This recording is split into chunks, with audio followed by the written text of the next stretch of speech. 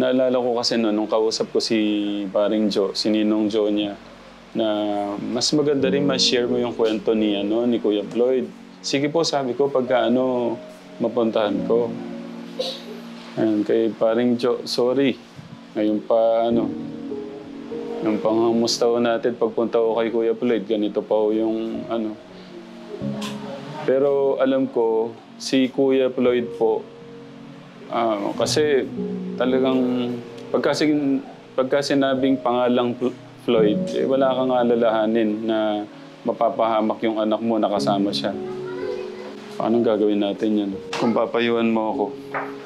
Ano po, Tito, idulog mo muna po kayo kung magiging decision po natin. Halimbawa po, gusto mo po siya bumalik, pero si Lord may lang plano po na gano'n. Halimbawa gusto ni Lord na mag-stay muna po siya doon. Kaya naman po, nakoconvict ka ni Lord na ituloy po talaga yung pagbalik na doon. Yun, idulog po natin kasi kapag po pinangunahan po siya sarili po natin, hindi po magiging successful yung matagumpay po. Gusto po natin gawin yung isang bagay. Kapag ayaw ni Lord, disregard po yung sa atin. Kahit minsan masakit po yung yung sa atin na gusto po natin isang bagay na magawa, isang decision na gawin. Pag ayaw po ni Lord, talagang wala po, hindi po mangyayari kahit anong gawin po natin. Hindi po mapipigilan. Ganun. Walang sino mo makakapigil, basta si God yung Grabe, no? Well, kung naman po dito, kung alam niyo na po talaga yung maging decision niyo, pray lang po palagi. Pag-pray po natin yung mga bagay na gusto natin. Na kasi, bawa po, yun nga po, may faith ka sa sarili mo po. Without action, hindi po mangyayari po kasi kung gano'n din po, kung may action ka, wala ka naman pong faith, wala din po. Parang kailangan, meron ka po ng dalawang pananampalatayang may gawa po. Kaya yun, sana po yun, pag-pray po natin siya pala, pray lang po tayo pala. Yung honest na sagot, matagal mong kasama si Kuya Dave mo, Kuya Luis, bilang nakikita mo kasi nagpupunta ka doon. Bilang nakikita mo bilang ama nila, sa tingin mo ano yung pagkukulang ko? Sa akin po dito, personal ko po na siya. Wala po eh. Wala po akong maano po na pagkukulang mo po sa kanila. In terms man po ng pagpapayo, socially po, gano'n. Wala po eh. Halimbawa po, physical na mga bagay, gano'n po, financial. Hindi naman po siguro kayo nagkukulang kasi yun nga po, di po ba dito nung last year po ata, hindi po sila allowed na maggamit ng gadgets, ganun po. Pero inallow nyo po kasi nga po, studies po nila. So, sa tingin ko po, hindi naman po kayo nagkulang sa mga ganung mga bagay. Kumbaga po, sariling pagkakamali po nila yun na hindi po nila kayo sinunod. Pero, ayun Tito, yun po yung napansin ko po. Wala po kayong pagkukulang sa kanila. Sadyang naligaw lang po sila ng landas. Okay. Sa tingin mo, ano yung magandang gawin natin? Ano yung pakaramdam mo na sa'yo lang sabi mo, kasi may ganun tayo pang pakaramdam na ano yun blessing yun na yung parang, anong tawag doon? Conviction. Ayun, parang ganun. Ano yung sa tingin mo, ikaw, pakaramdam mo? Ako sa akin po, personally, may balik po silang dalawa sa inyo po. Kasi po, kung mawawalay po sila sa inyo, which is yun po yung pinaka-perfect na para sa akin po, training camp po nila, yung sa poder po ninyo. Para nang sa ganun, yung paglakad po nila sa future, maging maayos, makalakad po sila na hindi nagre-rely sa inyo, yun po, maibalik po silang dalawa po sa inyo. Yun po yung personal ko po na though yun nga po, maraming mga nagko-comment na ibalik si Dave, si Luis na lang, maraming nag-hit. Pero sa akin po kasi, kung kailangan ng isa, mas kailangan po ng isa. Pareho po kasi silang nasa teenage. Kaso, matibay kasi si kuya mo. Gaya niya yung ginawa niya sa akin. Pero Pero laging kausap si God kung ano yung dapat na manguna. Siyempre gusto ko siya yung manguna sa lahat ng mga iniisip, desisyon, at mga plano, di ba? Pero minsan, may mga ginagawa ka, pero iba yung nangyayari.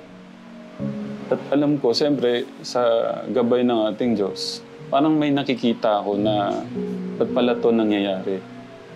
So, siguro itong mga darating na araw, siguro mas maliliwanagan pa ako bakit nangyari talaga to. Gaya nga nung pagsuway niya, bakit inulit na naman. Tapos wala naman akong alam pong ginawa na pwede niyang pero alam niyang mga tao na to hindi niya pwedeng pakisamahan nga yung isa dahil grabe na yung paninira sa akin Pero kinaya niyang diba, pakisamahan. Tapos yung about doon kay Tito. Ang tagal. Ang tagal niya nung linihim na wag na kuya. Okay. So pag-pray na lang natin. Pray po natin dito para yung sagot po na tama. Yun po yung ma-decision po natin sa kanya. Yung request ni paring Joe mo, ni Ninong Joe, okay lang, bigyan natin sila ng konting background. Nay? Okay lang po, pwedeng sama po kayo sa amin, dito po kayo sa gitna. Kasi gusto po siyang mas makilala. Naiya pa si Nanay, lumayo. Nagyan ko kayong mic. Si Nanay, nakalimutan ko si Nanay. Jocelyn po. Si Nanay Jocelyn po. Ilan taon na kayo nun? 39 po. Matanda pa ako sa inyo. Classmate niyo po yung kapatid kong panganay, si Ate Jack po. Jacqueline Lansangan. Okay. Tapos po si Brother John po yung kapatid kong bunso. Yung classmate Ba't di po. ka nagsasalita sa akin? Ayun po yung kapatid kong panganay na classmate. Ba't di ka nagsasalita? Tito, yung classmate niyo, yung tita ko. Tapos si ganyan sana. Pero wala pa akong ginagawang special sa mga kaibigan nila pagka parehas lang po yung mataas lang mo sobra talaga yung ko dito. Kasi nga, tinatawag siyang little pastor. Yung bang masyado yung ganitong...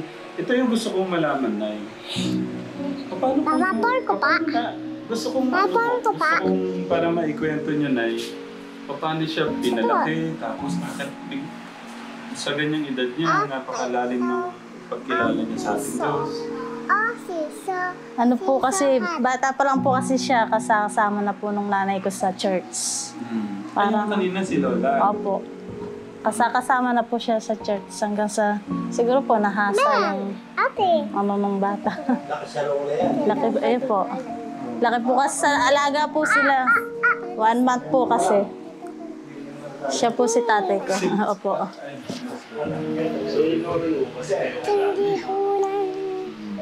Sige, Nay. Kwento lang po kayo. Yan po. 1 month pa lang po kasi iniwan ko na siya. Nagtrabaho po ako. Sila po yung nagpalaki. Ay, kasama po ng tita, nanay ko po, sa church. Hanggang siguro pong ma-develop dahil may mga teacher. Nung pandemic lang po, noon ko po sila dito. Doon lang po kami umuwing. Saan mo kayo napunta? Sa Maynila, nagtatrabaho po kami pa. Wait lang po, linawin ko lang. Ilan taon nung siya nung iniwan niyo kay Lolo't Lola? 1 month pa lang po yata. What? Apo. Siyempre po Tapos doon na kayo nag-stay sa Manila po? Apo. Tapos kailan niyo lang siya nakasama? Ngayon lang po mga po siguro, 4 years. 4 years po, nung nag-pandemic. Wait, ilan taon ka na? 14. Ibig sabihin, laking lolo't lola ka na, sila yung parang humubog sa mo. Opo. Okay, sige. Tapos, so, dun lang. Pagbalik nyo dito, 4 years na mo ngayon. Opo. Nung nakasama ko po talaga siya dito. Pasok ko si Lolo, kasi si Lolo yung mas makakapagod sa akin. Dito po kayo. Sobrang napaproud po ako dyan sa apo nyo. Kasi, napakagandang halimbawa po niya sa karamihan. Kayo po pala yung nagpalaki. Yung miss ko, ako, ang balen. Paano niyo siya nagabayan mo? Paano niyo pinalaki? Ang napakagaling na yun. yung isa, tulong pa rin nakaatay. Hindi takot sa Diyos. Yan. Saka yan, araw, eskwela lang. Bahay, eskwela, gano'n lang. Yan. Hindi naman katulad ng mga bata iba na gala. Yan, no, yung pagka atid sundo kasi sa eskwela niya, kahit ngayon, atid sundo ko yan. Pagka galing eskwela, araw, ano, yan lang. Kung tapos na, may assign, tapos na assign, yun, pero hindi gagalang... Paano yung sa ano, Lo? Yung sa paggamit sa gadget, cellphone? Yun. Paano niyo po siya sinubaybayan sa ganun? Kung minsan, binabawal ko kayo. Halimbawa, sobrang ng gadget. Inianak ko rin, nilimit din siya. Gadget. So, yung pagpapalaki niyo pala, laking simbahan na po siya, lagi niyo kasama po at O simbahan, yung ano niya, bali niya, wish ko. Galing nga pong school, sa church na bumababa eh. Pag galing bayan eh. Galing ng bayan, Saan? hindi ko. Grabe naman. Hindi naman na... Hindi na po nagbibis eh. Simbahan natin eh. Hindi siya. Bakit Kuya Lloyd, i-share mo naman sa mga ano, anong ginagawa mo sa church? Kaya ano ka? 4:30 po yung lumabas ko. Minsan po 5 nakaka-uwi. Pag dumiretso pa po ako sa bahay, hindi na po ako makakabot sa church evening watch po namin ng 5:30. So after ko na lang po mag-church, doon ko po gagawin yung putang gawain. Grabe naman yung mga pamilya. Proud lang kayo. Sana lahat po ng kabataan, gaya po ni Kuya Lloyd. Walang gulo, walang sakit ng ulo, wala nang sama ng loob sa magulang. Wala po talaga. Sa school nga po, wala siyang binabayaran dun eh. Ano po siya, full scholarship? Pag nag-rank 1 po siya, nag-full scholar. Highest na po siya pero... Teka, gusto ko lang i-share sa inyo Nabasa ko, parang nakapost yan, hindi ko alam sino nag-post. Parang teacher yata. 98, 99, 96. Isa lang yata 97 mo. Puro 98 lahat. 99. 98, Grabing talaga. Nakaka-proud tong bata nito. Kuya Lloyd, sana wag magbago yung Kuya Lloyd natin. Napakaganda nung ano mo. Napakaganda ng dumarating na future mo kinabukasan. Kasi may pangako naman niya ating Diyos eh. Ano yung kalakip na regalo sa ating Diyos yun? Iyan ang mga sa mga kabataan, Kuya. Kasi mahalaga to eh. yung ano po, Efesos, napabasa din pa ako sa Efesos 6:1-3. Yung pong mga anak sundin po ninyo yung nabuka sa Lakasan mo Kuya kasi mahalaga tong ano naman. Efeso 6:1-3. Mga anak sundin ninyo yung magulang sapagkat ito ang narangapat. Ito ako ng utos na may kalakip na pangako. Ganito ang pangako, ikaw ay ginhawa at lalawig ang buhay sa lupa. Hindi doon. Nay, anong trabaho niyo po sa Manila? Ano po, nananahi po kami doon. Factory po. Saan po ba? Sa Quiapo? Paco, Manila po. Paco, Manila. Doon po yung mga ano doon. Yung pong asawa niyo, nasaan? Nasa Manila din po. Nagtatrabaho Yung po. asawa po niyo, taga-saan po talaga siya? Bicol po, pero laking Manila po. Kasi nung pinagtanong ka pa kita dito sa labas. Hindi kilala. Hindi alam ang Saka Floyd po hindi kilala. Ken po. Ken po yung pangalan. Ba't o Ken? Floyd Kenneth kasi. Kenneth kasi po, Floyd Kenneth. Dito sa amin, hindi naman namin tinatawag na Floyd. Floyd. Ken na lang din ako para... Ang tawag ng Floyd. Sa school naman, puro Floyd lang ang tawag ko sa kanyang mga Floyd. Gusto ko, Kuya Floyd dito pala. Kasi, Tumblr. Malaking factor sa iyo yung lumaki ka sa church. At saka yung parang gumagabay sa iyo. Halos sabi nga ni Lolo, si Pastor Chicken na. lamesa. Paano mo, ilang taon ka, yung parang naisipan mo, dapat pagbutihan ko talaga. Yung ano po, mga 9 po 9 years ka. Ito po na una po, ano lang po, sumasama sa amin. Pero hindi po talaga nagagamit sa ministry. Mga 9 years old. Yung simula, parang yun, nag-mature po. Kaya po naisipan po sa ministry, pumasok po yan. Pero lately na lang po yung sa ministry ng pagtuto. Wait lang, si Lolo kilala ba si Kuya Dave? Oo, yun nga. Nagpupunta. Yun nga. Napupunta kami sa Kakasubaybay. dalawang kasama. Nalungkot kayo. Siyempre, bali na kapamilya ng ako ko. Kasi alam ko, turing mo na sa kanya. Apo na din eh. Oo. Yun nga, lahat ng mga vlog nakapapanood na. Papanood daw kayo ng apo niyo. Ayun, sabihan niyo siya. Hindi, kaya mo naman ang naging ng partiyan niya. Ba't hindi ka nagpaalam? Dapat na nagpaalam ka para alam na kung saan ka pupunta.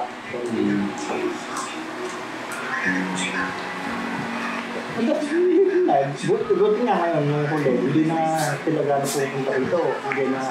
Hindi na po ganun ulit si Kuya. Dati, aba, abutan ko naman dito. Bawaan yun, yung birthday ko, ito, Apo. So, grade 1 with honor. Grade 2, 3, 4, 5, 6. 6 ano po siya. 13 medal ako ninain. Ayan po yung mga medal. Ayan po yung mga medal niya. Ito na lahat. Apo. Baka pwede mong kunin, Kuya Floyd. Bilangin natin. 13 medal ako. Matutuwa yung mga... Yung mga award niya nandito. Daming matutuwa. Hindi ka na sila. Lele ko parang kain. Sinagal na lang doon. Okay. Ako naman yung ano mo ganito. Yung iba nga siguro, nawala pa niyan.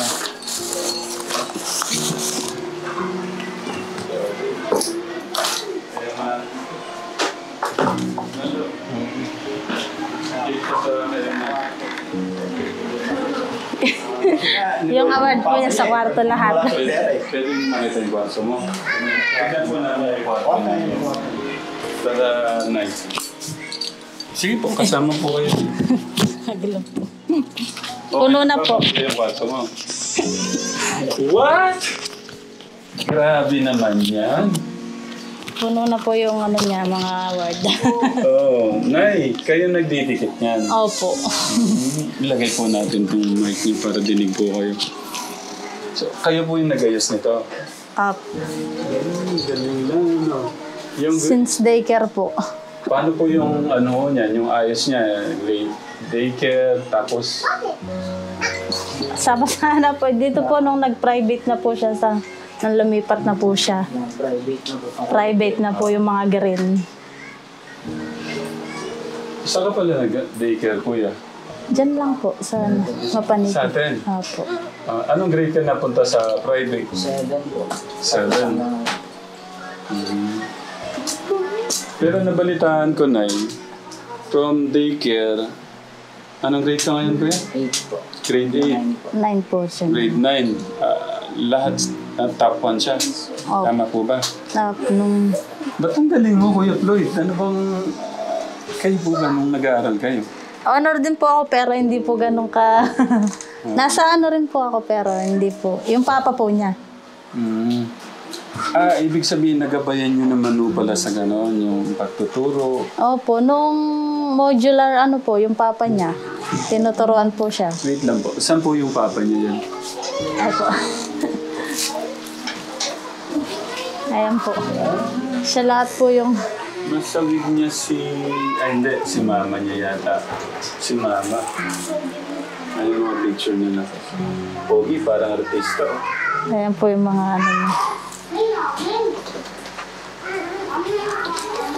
Kagaling ng pagpapalaki sa bata na yun. Okay, nasa labas na. Wait. Ito ba yung sinasabi ni Tita Ethel? Opo, regalan Tita Ethel po sa kanya. Mapasalamat ka. Ito, pwede bang hawakan? At, Teka. Ito po, regalo po ni Tita Ethel to. Kumbaga gusto na lang ni Tita Ethel, silent. Pero nakita ko na dito, gusto kong i-share sa inyo, ganyan po si Tita Ethel sa mga bata. Lalo na, alam mo, ano yung nagustuhan sa'yo ni Lola Ethel mo? Kung paano yung pag-ano mo kay Kuya Dave mo. Ako, maasa ako na Kita ka. balang araw mag-isip. Kuwadang ka. Ken, kuwadang ka. Sabi nga, ayan, magkamali para matuto. Ganun. Grabe, social. Oh. Ang ganda. Enjoy mo naman. Ingiti ah. Ingiti oh. Ah, Grabe, ang ganda. Kapag lang. Ito kuya, gusto ko lang ano yung sa'yo, bawal to. No, hindi ito dapat. Yan. Kasi mas mainitan siya. Ano, pagka nakikita mo to, ano yung parang nasa isip mo? Ano yung parang... Kasi may iba-iba tayong pag-iisip eh. Ano, ilagay mo muna kuya. Sana po, Pa- mas gagalingin pa po. Para madagdagan Tinitignan mo to motivation. motivation. Okay. Ano pa? Pag ano po, nakakita ko po, parang mapagod mo po sa school. Parang napapagod para mas mag-ano ka pa po sa pag-aaral. Sa mga kabataan ngayon na ano, walang pangarap sa pag-aaral, ano yung gusto mong sabihin? Ayun po, so hindi pa po huli yung lahat para para po hindi down po yung sarili po na wala ng pag-asa, especially po sa pag-aaral. So, nandun po yung sipag. Yung talo po kasi nung masipag, yung matalino po. Talo nung masipag ang matalino. Tama. Tapos yung ano, sabi ko nga, aanin mo yung talino mo kung wala ka namang respeto sa mga magulang mo. Mas gustuin ko pa na mangmang ako, pero mahal ko yung mga magulang ko. May respeto ako sa mga magulang ko. Ibig sabihin, kung mahal ko naman yung mga magulang ko, kahit mangmang ako, eh gagawin ko naman yung paraan ko para matulungan sila. Yun lang. Malaking ano din to. Malaking aral din to sa mga kabataan. Kuya Floyd, ano yung gusto mong maging balang araw? Ayun po. Sa akin po, ano po, parang engineer po. Engineer. Kagaya kay kuya mo? Ako. Bakit? Para yun, minsan po kasi, parang engineer po talaga yung binigay po na sa akin. Pero depende po ano po yung calling po. Yan. Yun lang. Bigla lang din ako nalungkot kasi yung mga pangarap ko sa mga kuya mo, ganyan sana eh. Pero hindi ko alam kung yung kabiguan na to, pwede ba nating mabalik? Or parang umaasa ba? Kasi kawawa yung mga kuya mo. Paano gagawin ko? Kasi tayong mga magulang, mawawala lang, di ba, Nay? Oh, maiiwan ho sila eh. Baga gusto natin sana, hanggat nandito tayo, nagagabay natin sila. Alam nating mawawala tayo na meron silang laban sa buhay. Kayo pala yung makakapagsalaysay. Mabilis lang. Paano ho siya pinalaki? Paano siya nung bata po siya? Nung pong maliit siya, niliwan ng nanay niya siguro mga 2 months. Wala pang 2 months, mga 1 month. Talagang inaalagaan ko po yan. Hindi pa po kasi kami nung nagsisimba dyan. Hindi pa kami nagsisimba. Pagdating lang po nung grade 3 siguro, nung nag-umpisa tayo nagsimba, grade 3 siya. Inaanohan ko yan, mag-umpisa mag-aral siya ng prep, yung kinder, prep, binabantayan ko po yan sa school. Doon ako, parang nag-aaral na rin ako nun. Tapos nung lumalaki po, nung umaano na sila, sinusubaybayan ko po yan kung saan nagpupunta. Hindi ko po yan masyadong pinagagala. Nung mag-ano nga po sila na mag-church na kami, ayun, yung pag-children, hinahatid ko rin sa children fellowship noon. Binabantayan ko rin dahil maliliit pa po. Ayun, hanggang sa nakilala din po siya. Nung naging malapit si pastor sa kanya, mula grade 4, yan. Sinuportahan na ni pastor ng vitamin. Payat po noon yan eh. Sinusuportahan ng vitamin ni pastor. Pastor. Oo. Ang galing ni pastor. Kaya nagpatawag po si pastor sa kanya, tatay. Tatay pastor, sabi niya. Pwede po bang maging anak-anakan ko si Floyd? Pwede po, sabi ko. Gusto ko Pwede na po rin. bang ako din? Okay. Ano ka na? Uwi-uwi ko na lang siya sa akin. Nasa sa kanya po. Kahit na po sa ngayon, kahit hindi ko siya kasama sa bahay, doon ka sa bahay ng anak ko eh. Sa kabila, sila lang po nandito. Kapag umaalis po yan, tatanong ko kung saan siya nagpunta. O kaya gagawin ko po, ite-text ko, nasaan kayo? Dito lang kami sa church. O kaya umisan, sa inyo. Nung lagi sila nasa inyo, hindi ko sila naalalang saan nagpupunta. Opo. May mga update naman po ako noon, yung mga, siyempre, yung mga una, yung mga first time, yung parang may iba sa ginagawa nila. Kinukuhanan ko naman po yun. May mga picture naman silang kung umaano sila sa... Tapos, ano po ba, hindi po, makulit po ba siya noon, yung kabataan niya? O tahimik lang? Tahimik lang po yan. Hindi yan Tahimik lang po. Tsaka pinagbibilinan ko sila, pag nagpupunta ng ibang bahay, na ano lang kayo. Kunyari, kakain kayo doon. Magliligpit kayo, nakakaya doon sa pinupuntan. Eh ngayon nga po, lagi sila doon naman kala... Ano ba pangalan ng tatay ni Jack? Kay paring Madi Mangilit. Doon sila lagi ngayon. Dahil yung... Napasigla din po niya yung anak na bunso ni paring Madi dahil hindi yung nagsisimba eh. Ngayon, napasigla po nila. Nakiki-join na rin sa kanila ngayon. Grabe ka, Kuya Floyd.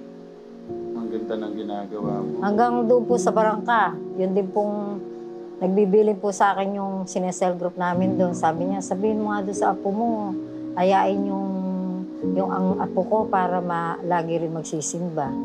Yung ding anak ni Sister Lani Kulala, hindi yun nagsisimba yan. Na paano din po nila. Yun. Tsaka yung isa kong apo. Ayun po, yun na sila, na pasimba nila yan. Lagi silang nag-ano.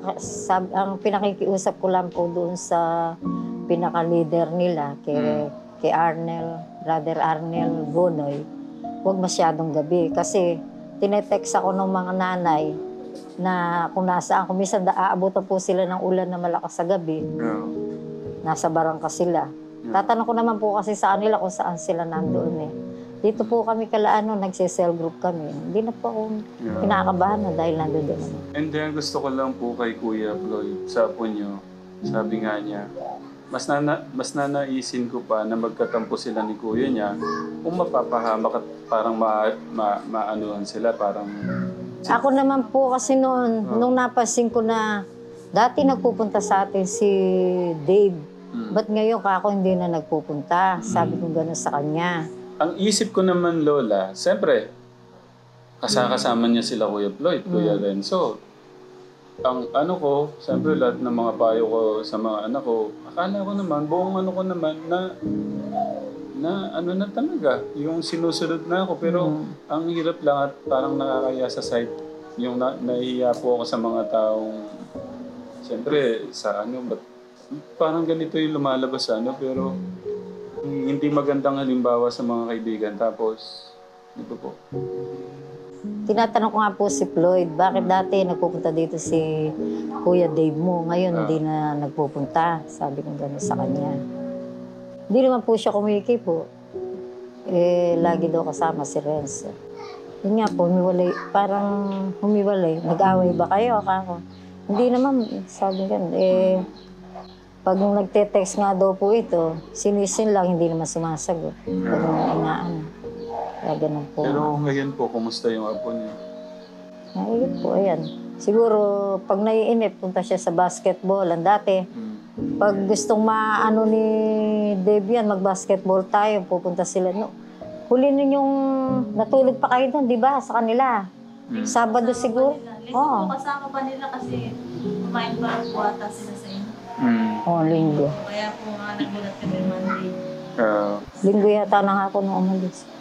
Yung mga ganong moment, hindi ko na makukuha na kasi may mga ganong moment na silang ganon. Kaya pinipili ko na lang di kuhanan para mas ano po yung ano nila, yung kasi minsan naiya na, ganon. Dati kasaya nyo ako, ngayon nagkaganon. About to sa pag-aaral niya ngayon, sino po yung parang Yung sa nanay niya. Private eh. Nahirapan po ba kayo sa pag-aaral niya ngayon? Kasi po wala nang po kami. Ayaw nga pala, full Ngayon po, scholar. hindi po namin na lang po may babayaran po siya kasi dalawa po silang nag-IELTS. Kung sino lang po yung rank 1, yun po yung may.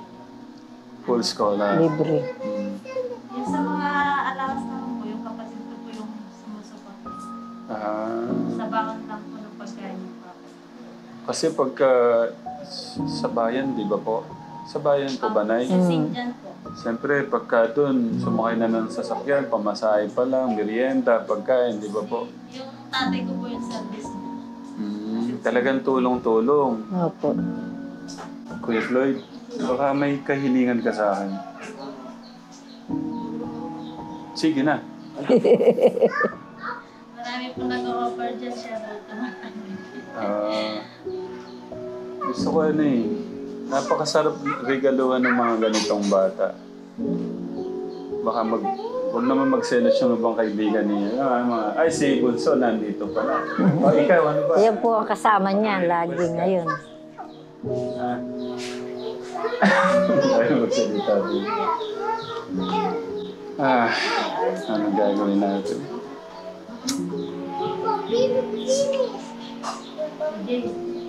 Nay, yung tatay po niya, kumusta din o yung trabaho? Okay lang. Minsan po nagpabiyahe po kasi po sa Visayas, Mindanao. Sa trucking po ba siya? Ano po sa mga iba-iba pong minsan mga damit po. Pero pag wala po siyang biyahe doon, twice a year lang po kasi. Tapos pag sa factory po siya, nagda-driver po siya. Driver lang. Parang hindi ko kayo masyadong makabalala. Ano na po muna kami? Parang ang lalim mo ng isip. Paalam po muna kami lang. Na, ano po. Thank you po. Nice to meet you po. Nakilala ko po kayo. Thank you po. Wait,